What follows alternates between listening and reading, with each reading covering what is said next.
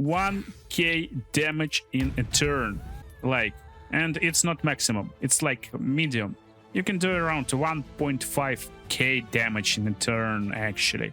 Welcome to Baldurs Gate 3, guys. Today I will show you 3 paladin builds.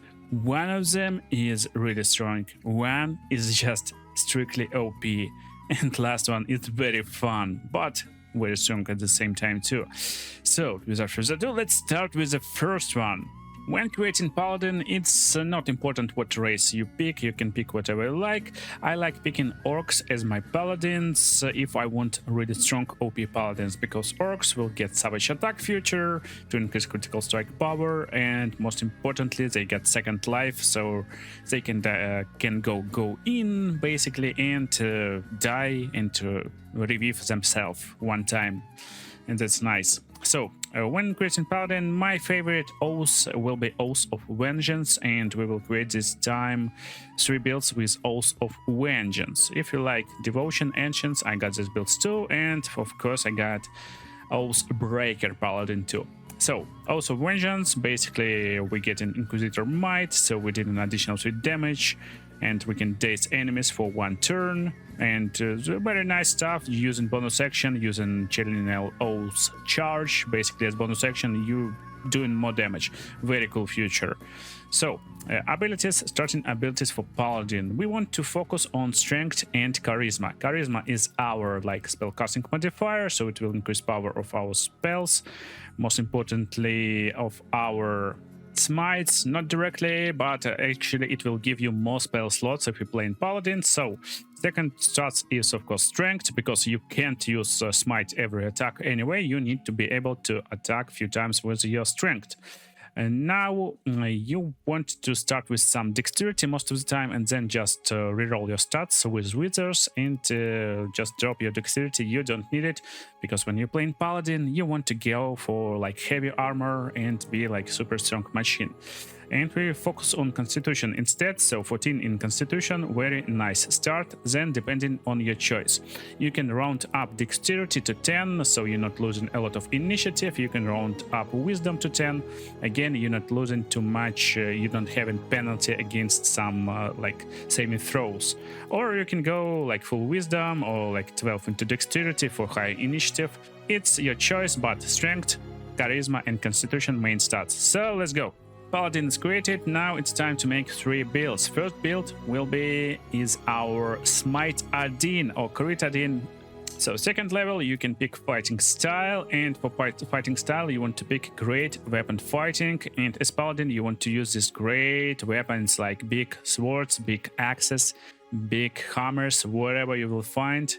This basically will give you an ability to reroll your damage when you're rolling damage for two-handed weapon, and this will basically improve your damage overall. So prepared spells on level 1, basically as paladin you don't need too much, you want to use your spell slots mostly for your smites, but just in case you can use something like command, sometime you need it. You can use Searing Smite, you can use Compelling Duel sometime, most of the time you will use Searing Smite. And basically spells doesn't matter for this build at all, we are like fully smited in. So now we're going to level 3, that's my favorite level of Vengeance Paladin, because we got this stuff WoW Enmity. So you're gaining advantage on attack rolls against enemy for 10 turns without concentration, using only bonus action. Basically what it's doing, you're fighting against strong boss with high armor class, you use it, you gain advantage on attack rolls, and you will attack a lot more often. And then you can use Hunter's Mark with Vengeance, so you will do additional damage. Very nice stuff, so very like powerful damage in Paladin basically. So next up we get into level 4, no need to use prepared spells, and right now we can instantly pick this awesome great weapon master feat.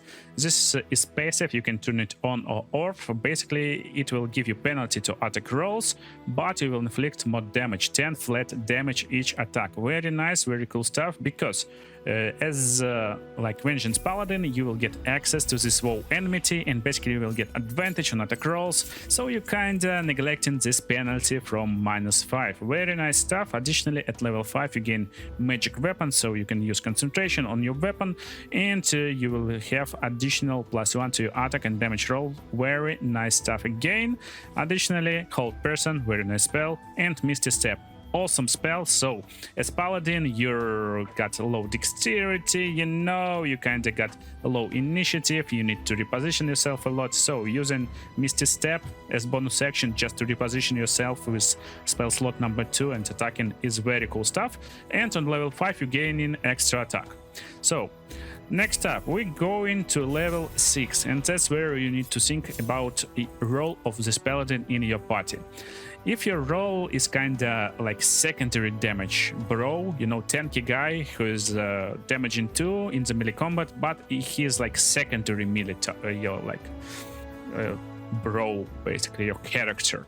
So 3 meters around him you will get Aura of Protection, which will give bonus to saving throws based on your charisma, so it will add +3 to saving throws. That's very cool stuff if you got melee party. So if your party consists of melee characters and they kinda doing damage too, it's very cool to go to level 6. But if your party not consisting of this like a lot of melee characters, you can totally ignore this Aura of Protection basically, and you can instantly switch into Sorcerer from level 5. Why Sorcerer? First of all, you can use his spells. Sorcerer using Charisma as his spellcasting modifier, you got high Charisma, so your spells is not awful basically. For your subclass, go for Storm Sorcery. This will give you ability to use fly action if you're using some spells. So maybe you're not in a range of target, you can use some range spells, you can attack him with spells, and then you can fly to these targets, and then you can use your normal abilities instead of just using Misty Step to relocate yourself. Very nice subclass for Paladin. If you want to have fun, go for Wild Magic, and when you casting spells, basically you will have some funny stuff happening. So what to pick from this like character? You can go for something like Feather Fall, Enhanced Sleep, whatever spells you don't have from other stuff, but actually as Sorcerer you kinda not care too much. Why we're picking Sorcerer and why I'm not explaining what I'm picking here. Basically you can pick whatever spells you like that your party is not having. You won't use Scorching Ray most of the time, you will use like normal attacks always. So quick and spell, like subtle spell, sometimes it's nice if you want to cast spells, but as this type of Paladin we're not casting spells. So basically we're leveling up to max level as Sorcerer right now, and why it's called Smite Adin basically. For our feat of choice, go to Ability Improvement Strength, basically just improve your power. Level 10, you can pick Haste just to concentrate on it if you're lucky with your concentration, but it's risky because you can lose a turn if you're attacked, so sometimes it's risky, but sometimes it's worth it to have Haste on yourself, to concentrate on it. It's depending on your choice, so again, you don't care about spells too much. You can pick some disabling spells like, Sleep or whatever, but it's not very good in the late game anyway. Fireball just for fun. And basically we're at level 12 right now, so last level we're getting level 4 spells, so any good level 4 spells actually for Sorcerer. Again, we kinda don't care too much. We can use something like Great Invisibility. Maybe you will need it for some exploration or other stuff, but most of the time you will use the spell slots for other stuff. So when you level up like this with 5 level Paladin and 7 level Sorcerer basically, you will gain access to level 5 spell slots. That's what you're looking for. And basically, again, as I told you, for this build, it doesn't matter too much what spells you're kind of picking. So first of all, make sure to go to reaction tab of your character and turn on reactions on this stuff, just so you can turn this on or off when you're attacking. That's nice stuff. And for Sorcerer, again, you can use every spell if you like to, but we're not making build to use Sorcerer spells. We use Sorcerer just to unlock more spell slots for Paladin. If you're playing Paladin, you will be finishing with like level 3 spell slots, and that's it. So you will be too limited on your Smite usage. That's why I call this build Smite Adin basically. So we need only a few stuff. We basically need attack, jump, and that's it. Basically, we don't need anything more. Of course, I'm lying. WoW enmity is very cool, very strong stuff, and stuff like hold person, and stuff like Hunter's Mark can be used too. So what items we want to have, what gear we want to have as this paladin. Basically, that's the build. I will drop a link for Google Sheet that I use for this build and some other builds. I will drop it in the video about Honor mod, basically. So you will see it very soon. So make sure to subscribe if you want this Google Sheet. I almost completed it. So weapons and where to find these weapons will be in this sheet, but basically you can find it in the Google anyway. So our combination of rings. A Crusher ring, you can find it early game. Basically it adding +3 movement speed, so we can travel a lot more distance on our foot. Very nice stuff to have on melee characters. Killer Sweetheart, you will get it from Act 2 in the Temple of Shar, basically you'll find it. And Surgeon's Subjuration Amulet, you will find it again in Act 2. So what's combination? We got more movement speed, that's nice, simple and straightforward. Killer Sweetheart, when you kill a creature, your next attack roll will be critical hit, so once spent. It can be used one spell a long rest. So basically you're killing some easy creature, then you go in to other creature and attacking, and you can force this attack to be critical hit. If you're doing this critical hit on humanoids, there's a lot of humanoids in Act 3 basically, so you can paralyze them for 2 seconds, and when they're paralyzed, your next attacks will be critical hits, so critical hit chance is just insane for this build. As main character, I like to use Evasive Shoes, just +1 to armor class, and Cloak of Protection, again +1 to armor class. Just like that, we get in 23 AC with heavy armor. That's best heavy armor in the game. Just use any heavy armor you can find. You will be around 20 to 23 AC depending on your armor class. It doesn't matter what armor you will have. So Legacy of Masters, you can buy it from Daemon in Act 3. You will gain +2 bonus to attack and damage rolls with your weapons. Very nice stuff to hit more often. So for helmet, I like to use Servok's Horned Helmet. Basically, when you kill Servok, you will gain this helmet, and this will reduce number you need to roll to gain critical hit by 1, so now it's only 19. And Dead Shot, just a bow in the bow slot, will reduce this number by 1 too, so it's 18 to roll a critical hit. Very cool stuff.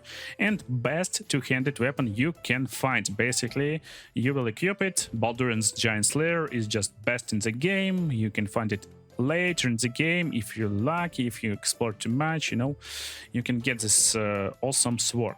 So how you play it and how this build works, let's go.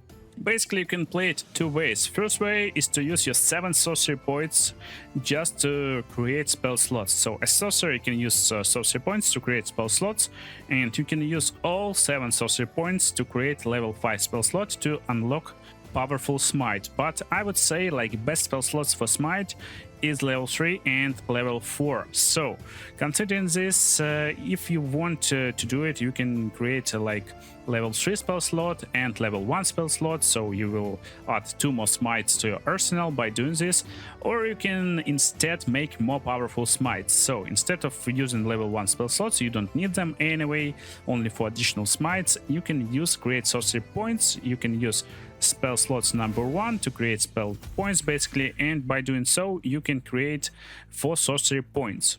So basically we're doing it one more time and one more time, just like that. So now we got 11 sorcery points. Now we can create 2 spell slots of level 3 basically, or we can use some level 2 spell slots. Most of the time we can use level 2 spell slot 1 time.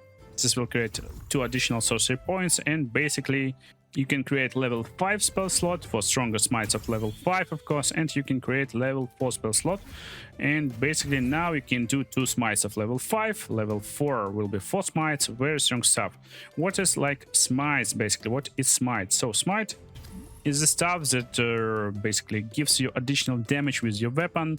So normally I'm doing 2d6 plus 25. Why it's plus 25? Basically because we got Baldur and Giant Slayer. It gives us additional damage from our strength, so it adds plus 5 from our strength basically to our damage. And when we turn on this Great Weapon Master All In, it will add flat 10 to our damage, just like that. And then basically our smite from first level will add 2d8 radiant damage, very nice. But second level smite will add 3d8, 4d8, 5d8, and finally one more 5d8 from level 5. So as you can see, it's not scaling from level 5. I guess it was fixed, so it was scaling before, but right now level 4 spell slot is best spell slot. So considering this, when you destroy spell slots, just destroy level 5 spell slots, you will gain 5 sorcery points for this and create more spell slots of level 4. That's how you play this build actually. So we can create basically a lot of spell slots from level 3, level 4, and have a lot of cool smites, a lot of powerful smites. That's why it's Smite Adin. What is our damage and how we can pull this off? Basically, look at this poor dude. We will just destroy him. When you attacking, you got some prompts, and when you normally attack enemy and he dies, he basically dies. That's it. But then army will come to destroy us, and so the fight starts. Basically, what we can do 2 attacks with 1 action. If we host it, we can do like 4 attacks, and if we host it and we got Bloodlust Potion, we basically can do a lot more attacks. Let's use Bloodlust Potion for now. And basically you can start with something like WoW Enmity. It uses bonus action too. So if you got low chances to hit enemy, for example like 50%, just use WoW Enmity and it will skyrocket up to like 64-70% instantly with advantage. So you can use a whole person with your action again if you need to, but most of the time you will use it with your like mages and wherever. So how to use this paladin?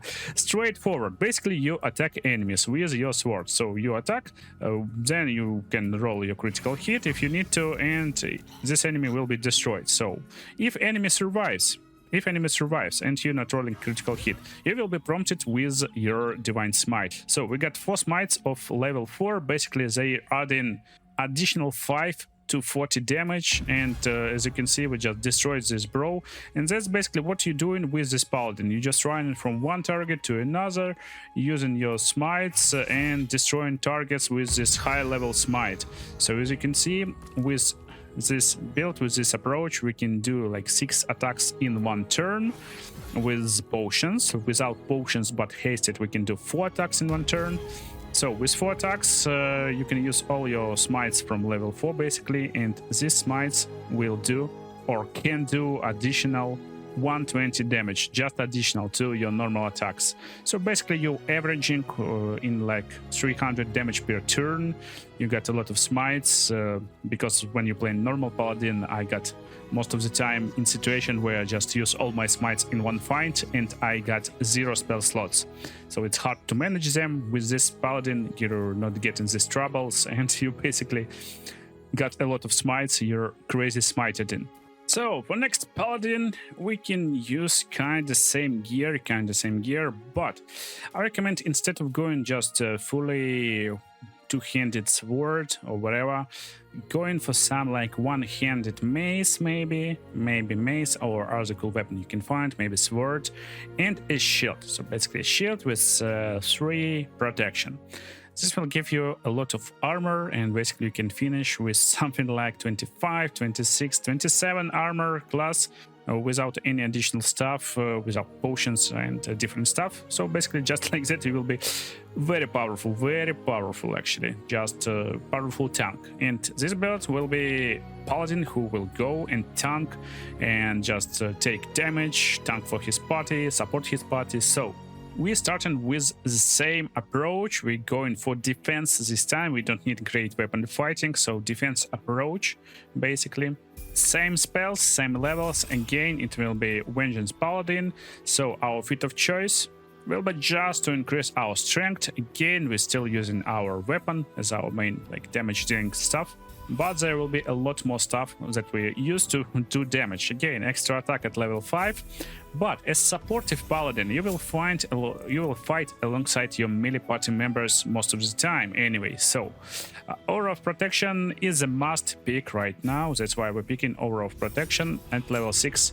And now we got 2 different options. We can go to level 8 Paladin just for some additional reasons, or we can instantly switch our class. So let's instantly switch our class and use Cleric as our secondary class.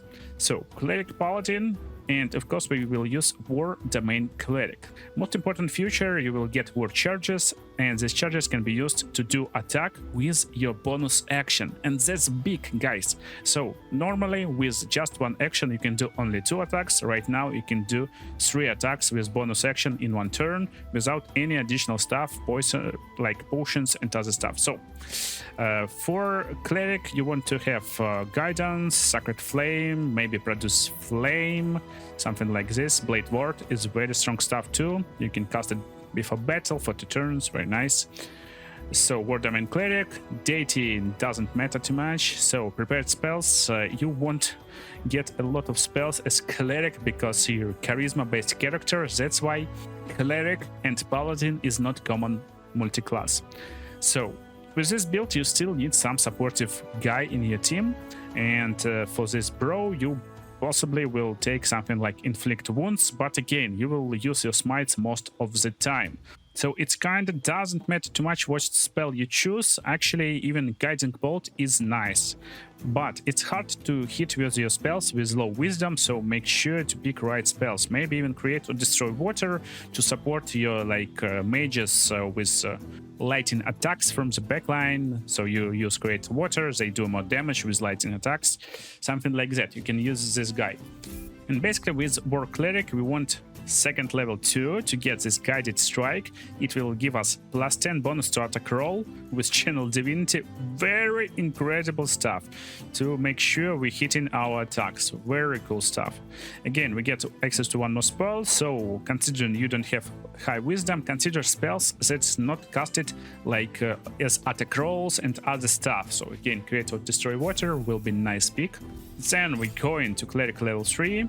That's where you're getting some more like spells from level 2. Again, cool future will be lesser restoration, maybe you will need it in the game.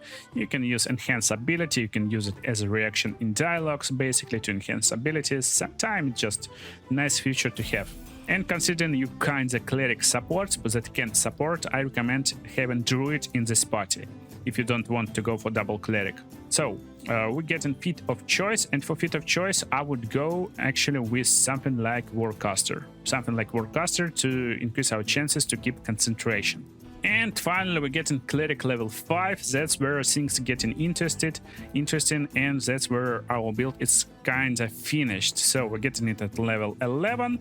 That's why I actually suggest going with level like 8, level 9 paladin, and then subclassing, changing class with wizards, getting to level 6 paladin, basically changing your class in the late game.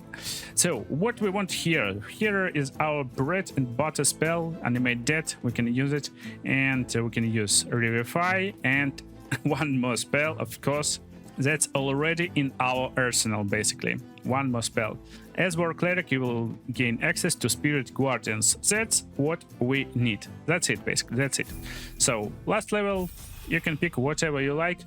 Actually, as this type of like character, you can go to level 6 cleric to gain 1 more divinity charge. You can do it, but there's 1 more thing how you can improve this build.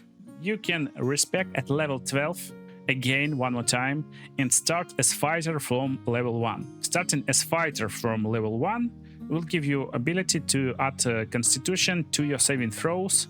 And additionally, it will add your proficiency. So basically, you will get a lot more chances to keep your concentration. That's why I'm recommending 1 fighter, 5 cleric, 6 paladin in the super late game when you hit level 12. But 6/6 will work too, with warcaster especially. So again, because we're playing this class with a lot of spells, we're gaining a lot of spell slots basically, so we can cast smite a lot of time. So look, 27 AC, 27 natural AC in the end game. Come on, guys, it's just incredible. It will be hard to actually keep your vengeance oath, and most of the time with this style you can actually break it, but try to keep it. It's really strong stuff to keep WoW enmity on you. So how this paladin works, basically again you kind of doing some crazy stuff, and then you're animating your enemies. Basically you're creating like zombies from them. So as you can see, everyone missing against us. It's hard to hit 27 AC character.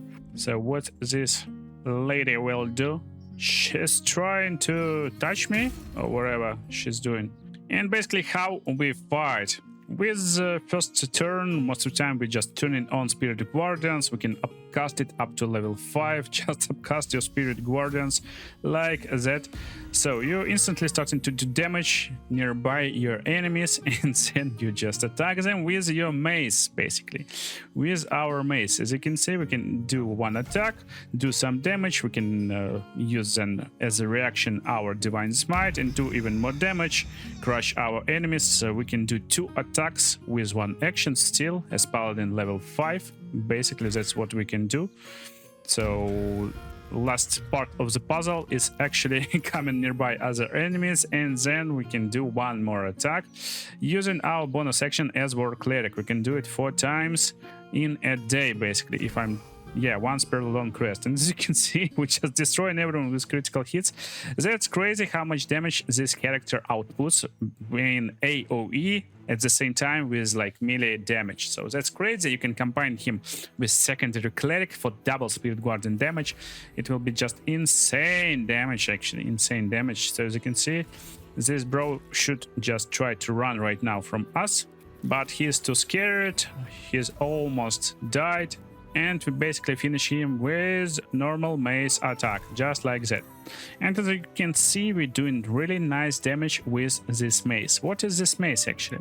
It's Diva Mace. How to find it? Yeah, I will tell you how to find it right now, because this is like secret stuff to get to make our last build working. So place you need to go, it's Act 3, it's Storm Show Tabernacle basically Storm Show Tabernacle. Yeah, you're going here, you're like praying at this like statue of gods. You're praying here or wherever you want to pray. After you're praying, you need to commit a crime, so it's nice to do it not with your paladin but with other characters who won't break their oaths. Just turn backwards, go to this wooden hatch. Basically that's what you're doing. There will be some traps, so beware. Go to the last room. When you're in the last room, there will be some chests. Most importantly, there will be 1 offering chest over here. And when you try open this chest, you will find everything you like put it on this postament of gods. So every time you put something, it will be in this chest. You will steal it. You will get this curse from divinity, and then you basically what you want to do, you want to remove this curse. You can remove it by casting spell remove curse, or I once tried this mass healing, and basically when you do it you will summon divas. So as you can see, divas summoned. They will attack everyone in your camp most of the time. They will have really high health pool, so it's pretty hard to like deal with them most of the time if you're not having a really strong party, so be ready. But if you're powerful enough, you should be able to just destroy them easily. Again, as this paladin, you can use WoW Enmity to use this stuff on him to have advantage on attack rolls. You can use a cleric for even more guardian damage. As you can see, it's nice to try to summon these divas nearby this cat in the camp because he's invulnerable, basically. So basically, when you destroy these divas, they will lie on the floor in your camp. That's it, basically. That's basically it.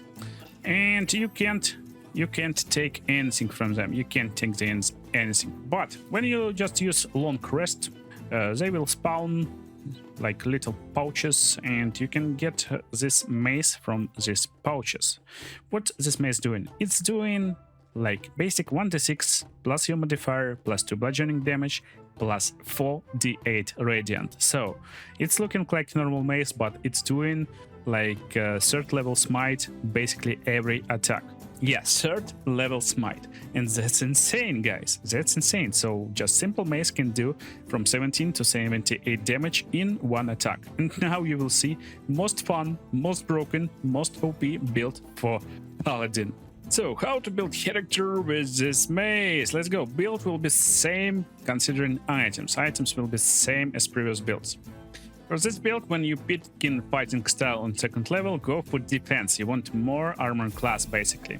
and level up your paladin up to level 4. On level 4 you want to pick dual wielder trait, so this will give you ability, dual wielder feat, sorry, ability to pick 2 weapons in each hand while having additional armor class.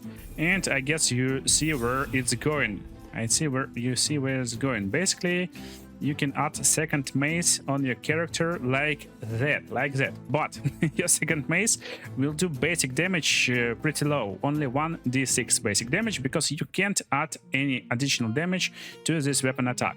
Still, it's doing pretty nice damage actually, and you can have some workaround. There's gloves that give you dual wielder feat, basically, that will give additional damage to this mace, but we will have different workaround this time. So basically we still want to have level 5 paladin, and yeah, you're not going for this build from the start of the game. You're going to Act 3 with any paladin build basically, and then you're respecting your character. So paladin level 5 is a nice place where you want to stop actually to gain extra attack. Now you're switching your class and you're picking fighter class with 2 weapon fighting. 2 weapon fighting will add your ability modifier to the damage, and that's insane, as you can see. Now we're switching our class again, and now we can go into Thief Rogue. So go for Rogue right now, get 2 levels in Rogue basically, and third level in Rogue will unlock this Thief subclass. Thief subclass will give you additional bonus action. And now we're going back to the fighter. So fighter on second level will give you action surge, we take it, so now we can have additional action. Then we're picking champion subclass basically to lower critical hit numbers that we need, and we're getting last feat that we want. So last feat will be ability improvement, and just add some strength to increase your power, so we will be left at around 19 strength. You can have around 20 strength or 22 strength flat with additional stuff from the campaign. You can find it in quests. So what we got here? We got like crazy berserker, guys. Look at him. So this monster got 26 AC. 26 AC flat without any bonuses. We can have around 28 with haste on us, and we're rolling critical hits with just 17 damage. The problem with this build, basically we got such a low smite count, just level 2 smites 2 times, but we got 4 attacks in a turn without any stuff. We can do 6 attacks with action surge, and with the haste we can do around 8 attacks in 1 turn, and we can add basically with action surge little smites to each attack. So let me show you this bro in action. And by the way, if you want, you can go for different version of this build. Basically, instead of fighter, go for like 4 levels in maybe like sorcerer. So 4 levels in sorcerer will give you more spell slots, and you will have like more powerful smites if you want to. It depends on what you want to build finally. So let's cast haste on ourselves, and basically let's attack. Let's just attack. Look at this damage. We're not rolling anything right now. We're just doing 2 attacks in a row, and the coolest part, we can react on second bonus action, on each bonus action basically with a smite. So we can use smite on each bonus action. So we're in a battle situation right now. So let's watch the show. Okay, we turn off dual wielding, so we attack 1 time at a time.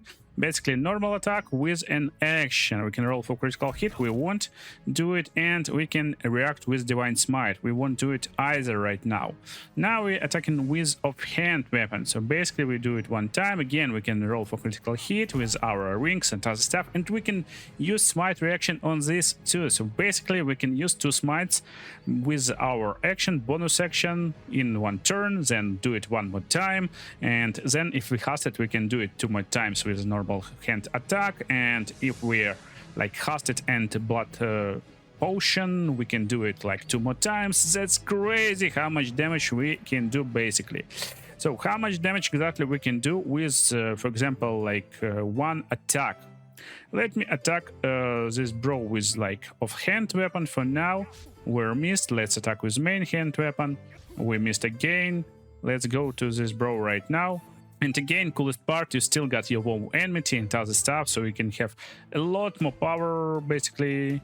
And let's roll for critical hit. So one critical hit basically doing, look at this. It's doing basically 2d6 damage from 6 from strength, plus 2 from arming enchantment, plus 3 from savage attacks from our orc class. Then we're rolling 8d8 radiant damage from our mace. Additionally, we're rolling for smite critical attack one more time, and basically we're rolling 6d8 one more time. So with one critical hit, you're basically doing something around like 20 damage, then something around 40 damage, and then again something around 40 damage. So one mace attack with critical hit, and considering we got this gear, we got a lot of chances to land a critical hit, can make 100 damage. Again, you can do 2 attacks with bonus actions, 2 attacks with 1 action, 2 attacks with second action from your haste. You can unlock 1 more action by doing this blood potion, basically. So blood potion will give you 1 more attack. And then if you're counting with me, it's like 8 attacks. You can use action search 1 time, basically, and do 2 more attacks. This will give you 10 attacks.